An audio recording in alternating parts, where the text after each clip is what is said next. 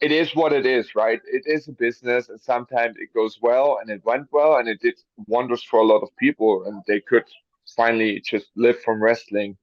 And then they closed the doors. But NXT Europe is on the horizon, and let's see what comes with that.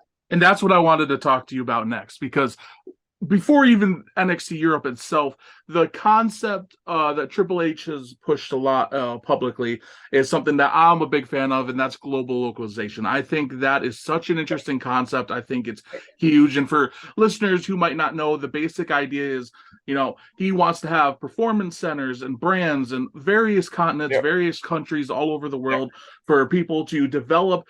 And then, but not just people develop in that area, but for example, let's just say an Alexander Wolfe. Let's say you were on NXT Europe for a year and you didn't have anything to do.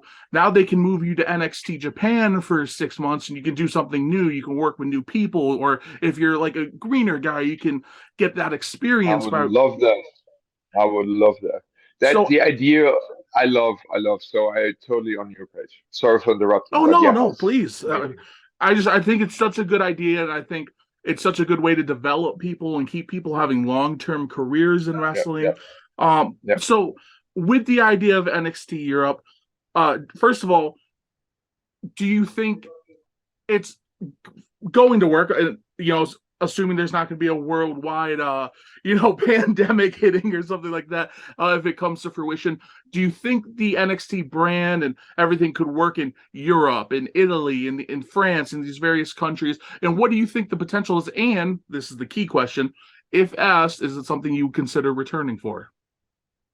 I definitely would consider returning for, but also I'm smarter, so uh, let's see if that's the case. What's the deal, right? Mhm. So, because you have to think about, I'm 33 right now. I'm in the shape of my life.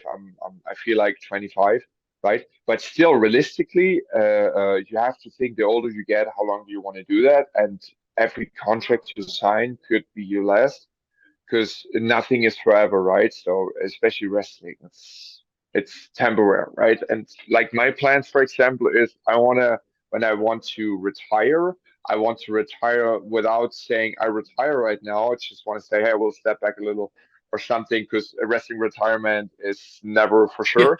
And then also the thing is, I wanna retire healthy that I still can have a normal life, and especially like I'm a father of two, and my youngest daughter is 11 months old. So when I'm 40, right, I still want to be able just to do something with her, like I don't know, just go vacation and be active, right? Not say, oh, daddy has bad knees and I cannot walk up straight because the bumps I took for I don't know.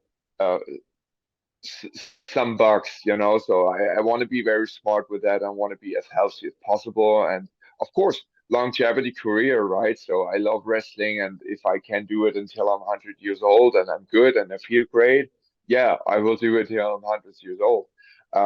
Considering working for WWE again, to be specific, NXT Europe, of course, right? So I would love to because they taught me so much, and even, if Triple H is right now head of creative and main roster, Shawn Michaels right now the boss. He Yeah. was one of my trainers, and he taught me so much. And he had with everybody, let's say with all his kids, right? He had such a great relationship. He was always there, and every time he took his time, even like when he was super busy, such a great human being. And I never had an issue with him.